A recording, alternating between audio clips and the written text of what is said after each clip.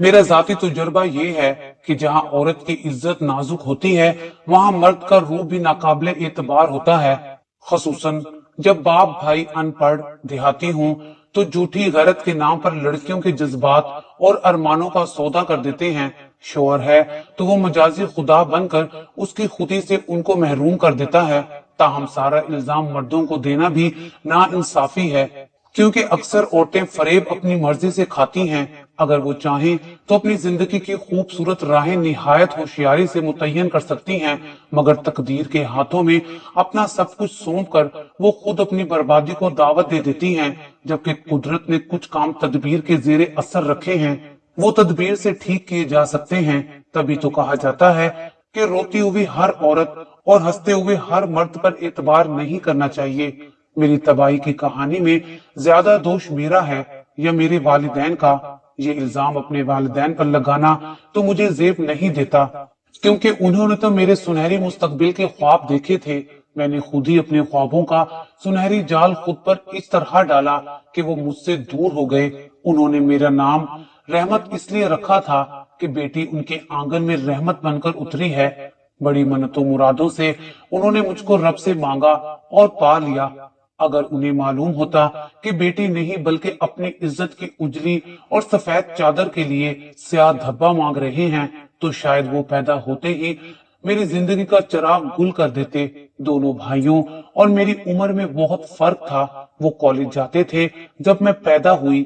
اتنی مدت بعد ماں کی گود ہری ہونے پر خاندان بھر حیران تھا، مگر اتنا خوش تھے کہ ان کے گھر آنگن میں اللہ کی رحمت کی بارش ہوئی تھی۔ بھائی بھی مجھ کو جان سے زیادہ عزیز رکھتے تھے۔ باپ کے مکان میں میری معصوم کلاکاریوں کے باعث بہار کا سما رہتا تھا۔ اپنی تو اپنے گھر کے نوکر بھی خوش تھے، میری ہر جائز و ناجائز خواہش پوری کی جاتی تھی۔ دادی بے حد لاڈ پیار سے منع کرتی، کہتی کہ کل کو اس نے پرائے گھر جانا ہے، لڑکی ذات ہے، اتنا بگاڑو گے کسی گھرانے سے مطابقت اس کے لیے مسئلہ ہو جائے۔ میں 8ویں میں تھی جب بڑے بھائی کی شادی ہوئی۔ بھابھی بہت اچھی تھی، سارا دن میں ان کے کمرے میں گھسی رہتی تھی۔ امی سمجھاتی بھی تھی کہ ان کو آرام بھی کرنے دیا کرو، مگر میں ایک نہ سنتی۔ سال بعد دوسرے بھائی کے سر پر سہرا سج گیا۔ اپنی زندگیوں میں مصروف ہو جانے کے باوجود دونوں بھائی مجھے اب بھی اتنا ہی وقت دیتے تھے جتنا پہلے دیا کرتے تھے، بلکہ اب تو گھر میں میرے ناز اٹھانے والی بھابیاں بھی آ گئی تھی۔ کتنی خوش قسمت تھی میں کہ میری دونوں بھابیاں بھی مجھے اس طرح چاہتی تھی جیسے میں ان کی سگی چھوٹی بہن تھی۔ دونوں ہی بہت اچھی تھی، ہم مل بیٹھتے تو کہکوں کی برسات ہو جاتی تھی۔ اگر حسنہ آ جاتی تو محفل گلو گلزار ہو جاتی تھی۔ حسینہ میری بہت عزیز سہیلی تھی، اس کا گھر ہمارے برابر میں تھا، تبھی زیادہ تر ہمارے گھر پائی جاتی تھی۔ میں اپنی سہیلی سے بہت محبت کرتی تھی، اس سے بچھڑنے کا تصور بھی نہ کر سکتی تھی۔ دراصل میں ایک جنونی قسم کی لڑکی تھی جس کے ساتھ تعلق بن جاتا یہ وابستگی آخر حدوں کو چھو لیتی تھی۔ حسنہ کے والد ایک سرکاری آفیسر تھے اور ان کا تبادلہ ہوتا رہتا تھا۔ حسنہ کے ساتھ میری دلی وابستگی اتنی بڑھی کہ میں یہ بھول گئی کہ اس کے والد کا تبادلہ ہو گیا تو یہ لوگ کہیں بھی چلے جائیں گے اور میں اس کو خود سے بچھڑنے سے نہ روک پاؤں گی۔ وہی ہوا جس کا مجھے ڈر تھا۔ ایک روز اس نے مجھے بتایا کہ اس کے ابو کا تبادلہ کراچی ہو گیا ہے اور 15 دن میں وہ یہ مکان چھوڑ کر چلے جائیں گے۔ یہ اطلاع مجھ پر بجلی بن کر گری۔ ایک دن وہ ہمارے گھر نہ آتی یا میں اس سے نہ ملتی تو وہ دن پہاڑ بن کر مجھ پر گزرتا تھا۔ میری کوئی بہن نہ تھی، یہ کمی اسی لاجواب اور دھیمے لہجے والی لڑکی نے پوری کر دی تھی۔ اس کی جدائی کے تصور سے مجھے ہر وقت رونا آتا، آنکھوں سے خود بخود آنسو گرنے لگتے۔ اتفاق کے ان دنوں ہمارے میٹرک کے امتحان ہونے والے تھے۔ اللہ نے میری سن لی۔ امتحان کی خاطر حسنہ کے والدین نے اسے ہمارے گھر چھوڑ دیا۔ میری خوشی کی انتہا نہ رہی، اگرچہ جانتی تھی کہ یہ خوشی عارضی ہے، پھر بھی کچھ دن تو وہ میرے ساتھ تھی، ہمارے گھر قیام پذیر تھی۔ ہم نے مل کر امتحان کی تیاری کی، پرچے دیے اور وقت پر لگا کر اڑ گیا۔ حسنہ کے والد اس کو لینے آ گئے۔ اس دن میں بہت روئی، آنکھیں رو رو کر سرخ کر ڈالی۔ وہ بھی روتی ہوئی ہمارے گھر سے گئی۔ 14-15 برس کی عمروں میں ہم لڑکیاں کتنی جذباتی ہوتی ہیں، उफ, मैं उस वक्त को भूल नहीं सकती। हुस्ना चली गई और मैं उदास रहने लगी। हंसना बोलना छोड़ दिया। अम्मी को डर था कहीं मैं बीमार ना पड़ जाऊं। भाई मेरा ध्यान बटाने को मुझे घुमाने फिराने ले जाते, मगर मेरे जहन में हर वक्त हुस्ना की याद किसी जख्मी परिंदे की मानित चक्कर लगाती रहती थी। बिलाखिर मैं हमदम सोचते रहने से बीमार पड़ गई। वालिदैन परेशान रहने लगे। अम्मी ने कहा कि इसको हुस्ना से मिलाने कराची ले जाते हैं ताकि ये ठीक हो जाए। मैं ये सुनकर खुश हो गई। वालिदैन से इसरार किया कि कराची चलें। मजबूरन वालिदैन मुझे कराची लाए। हुस्ना से मिलते ही मेरी बीमारी और पेशे मर्दगी कफूर हो गई। हम वहां कुछ दिन रहे, लेकिन देर तो ना रह सकते थे। घर वापस आना ही था। घर आकर मैंने रट लगा दी कि कराची अच्छा शहर है, हम वहां शिफ्ट हो जाएं। वालिद ने समझाया कि जिसकी खातिर शिफ्ट होने का कह रही हो, उसके वालिद का फिर कहीं और तबादला हो गया तो क्या हम उनके पीछे मारे मारे फिरेंगे। मैं ना मानी और जिद पकड़ ली। ये वालिद साहब की मोहब्बत की इंतहा थी कि उन्होंने कारोबार भाइयों के सपुर्द किया और मेरी खातिर शहर बदल लिया। हम कराची आ गए और मैंने हुस्ना के साथ कॉलेज में दाखिला ले लिया। मुझे वालिद ने हुस्ना के घर वक्ती तौर पर छोड़ा क्योंकि वालदा के साथ सामान भी लाहौर से लाना था। कुछ दिनों बाद अबू ने कराची में घर ले लिया और मेरे साथ रहने लगे। मैं बहुत खुश थी। मुराद जो पूरी हो गई थी। अभी मुझे कॉलेज जाते थोड़े ही दिन हुए थे। मैंने कॉलेज के रास्ते में एक नौजवान को खड़े देखा। उसकी खूबसूरती ने मुझे मुतवज्जा किया तो वो मेरी जानिब मुतवज्जा हो गया। अब मैं खुद को समझाती कि उसकी जानिब ध्यान ना दूं, लेकिन वो तो रोज ही खड़ा मिलता। मैं उसकी जानिब देखे बिना ना रहती। खुद से खौफ भी आता था कि जुनूनी तबीयत पाई थी। किसी से भी ताल्लुक बनाने से घबराती थी कि ये ताल्लुक खुद मेरे लिए बाइसे अजाब बन जाता था। एक सहेली की मोहब्बत ने मेरे वालिदैन से उनका शहर छुड़वा दिया था, तो ये दूसरा ताल्लुक न जाने कौन सा दिन दिखाने वाला था। एक दिन मैं कॉलेज से वापस आ रही थी कि उस नौजवान ने मेरा रास्ता रोक लिया और एक मोबाइल फोन मेरे हाथों में थमाकर चलता बना। लोग देख रहे थे, इसलिए मैं उसको आवाज भी ना दे सकी। अब उस मोबाइल ने काम दिखाया। उसके वॉइस मैसेजेस जो उसने मुझे मुखातिब करके भरे थे और इल्तजा की थी कि मैं उसके मैसेजेस का जवाब अपनी आवाज में दूं और मोबाइल अगले दिन उसको लौटा दूं। ये मेरे लिए एक बड़ा इम्तिहान था। बहरहाल मैंने वॉइस मैसेजेस तो रिकॉर्ड ना किए, अलबत्ता मोबाइल लौटाने की नीयत से अगले दिन उस जगह खड़ी हो गई जहां वो खड़ा रहता था। वो कहने लगा, सामने पार्क में आ जाओ, यहाँ लोग बहुत हैं, वहां मैं तुमसे अपना मोबाइल फोन ले लूंगा। मैं बेखौफ पार्क चली गई। वो 1 मिनट को मेरे पास आया, कहने लगा, सामने मेरा दोस्त आ रहा है, कल ले लूंगा, फोन तुम अपने पास रखो। ये कहकर बगैर फोन लिए वो चलता बना और मैं हैरानो परेशान खड़ी की खड़ी रह गई। उसकी ये चाल थी। वो इस बहाने मुझे दोबारा पार्क में बुलाना चाहता था। घर आते ही उसका फोन खोला। ये तकरीबन 12 सूती पैगामात उसने मेरे नाम पर रिकॉर्ड किए थे। पहले दिन तो वही खुले थे, जिनमें कुछ इस तरह की बातें थी। आपकी नजरों ने मुझे हिम्मत दी कि मैं आपको मुखातिब करूं। आपकी निगाहें मुझसे पसंदीदगी का इजहार करती हैं। उम्मीद है आप मुझे मायूस नहीं करेंगी कि मैंने आपकी तरफ दोस्ती का हाथ बढ़ाया है। कोई जरिया समझ ना आया तो अपने ही मोबाइल फोन को कासिद बनाकर आपके हाथ में पकड़ा दिया।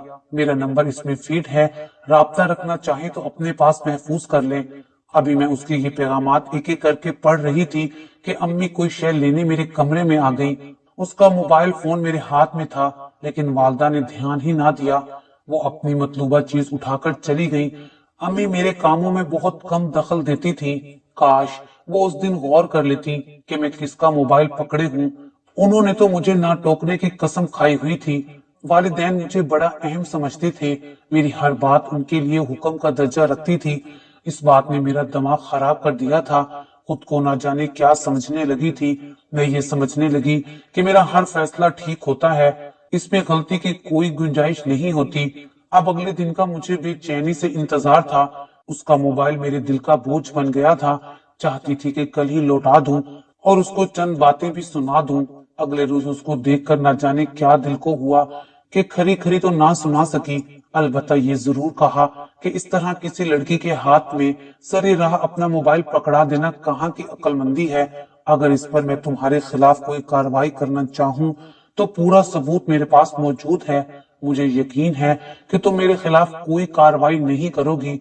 अगर तुम कोई अच्छी लड़की हो तो मैं भी कोई गिरा पड़ा नहीं हूँ। मुझे तुम्हारी आंखों ने सब कुछ कहा तो मैंने ये जुर्रत कर ली। तुम्हें ये सब पसंद नहीं तो माफी चाहता हूँ और वादा करता हूँ कि आइंदा कभी तुम्हें यहाँ तो क्या इस दुनिया में ही नजर नहीं आऊंगा। खैर माफ किया, मैंने बेनियाजी से कहा और मोबाइल उसको दे दिया। ताहम अपनी तरफ से कोई वॉइस मैसेज रिकॉर्ड करके ना दिया। मैं कोई सबूत ऐसा उसके हाथ नहीं देना चाहती थी कि जिसकी वजह से बाद में पछताना पड़े। उसकी ऐसी जिसारत पर मुझे उस पर बहुत गुस्सा ना आया था, क्योंकि उसके लिए दिल में नरम गोशा पहले से ही मौजूद था। इसी नरम गोशे ने ये राह दिखाई कि मैं बाद में उसके साथ पार्क में जाकर बैठने लगी। उसकी बातें मुझे अच्छी लगती, जिनमें मोहब्बत की महक रची बसी होती। अपनी तारीफ सुनकर मैं फूले ना समाती। अब रोज प्रैक्टिकल का कहकर कॉलेज से पार्क चली जाती। मुझे देखकर जुबैर की आंखों में खुशियों के दीप जल उठते। फिर ये हाल हुआ, जिस रोज हमारी मुलाकात ना होती, कमी सी महसूस होती, वो अब मेरी जिंदगी में बहुत अहमियत अख्तियार कर गया था। एक रोज कॉलेज में मुझे पता चला कि उसकी और भी लड़कियों से दोस्तियां हैं। मेरी क्लास फेलो ने मुझे उसके साथ रास्ते में बातें करते देख लिया। दूसरे रोज उसने मुझसे पूछा कि जुबैर तुम्हारा क्या लगता है। उस पर मैंने यही सवाल उससे कर दिया कि वो तुम्हारा क्या लगता है। वो मेरा चच्चा जात है, लेकिन अच्छा लड़का नहीं है, नशा करता है और दूसरी बुराइयों में भी मुलविस है। तभी मेरे वालिद साहब ने मेरी बाजी के रिश्ते से सख्ती से इनकार कर दिया। राबिया ने मुझे चंद लड़कियों के नाम और फोन नंबर दिए कि तुम खुद उनसे बात करके तस्दीक कर लो, ये उनको भी बेवकूफ बना रहा है। उसकी बात मेरे दिल को लगी। मैंने उन लड़कियों का खोज निकाला, उनसे मिलकर तस्दीक की। वो सब सही था जो राबिया ने बताया था। मुझे बेहद दुख हुआ। जुबैर ने मेरे साथ धोखा किया था और झूठ बोला था कि मुझसे पहले उसकी किसी लड़की से दोस्ती ना थी। अब जो मैं उससे पार्क में मिली तो उन लड़कियों के नाम उसको बता दिए और दो टोक बात की कि तुमने उन लड़कियों को बर्बाद किया है, बोलो ये बात सच है या नहीं। वो घबरा गया, कहने लगा तुमसे किसने कहा है? जिसने भी कहा है तो सही है ना। जब उसको यकीन हो गया कि मैं उसकी असलियत जान चुकी हूँ तो वो कमीनगी पर उतर आया। कहने लगा मैं तुम्हें भी ऐसे ही रुसवा कर सकता हूँ जैसे मैंने उन्हें किया है, वरना मुझसे यूं ही मिलती रहो। हरगिज नहीं, मेरे दिल में अब तुम्हारे लिए कोई गुंजाइश नहीं है। अगर तुमने मजबूर किया तो मैं अपने वालिद और भाइयों से शिकायत करूंगी। वो तुम्हारा बंदोबस्त खुद कर लेंगे। मुझे धमकाती हो, जानती हो इसका अंजाम क्या है? इसका अंजाम? वो गुस्से से भड़क उठा। मेरे दोस्त ने तुम्हारी मेरे साथ अपने मोबाइल फोन में तस्वीरें बनाई हुई हैं। जब हम पार्क में महू गुफ्तगू होते थे, तुम तो मोहब्बत के जज्बे से मदहोश मुझ में खोई होती थी। तुम्हें तो मालूम भी ना हो सका कि कोई हमारी मूवी और तस्वीर बनाता था। ये सुनकर मुझे शदीद झटका लगा।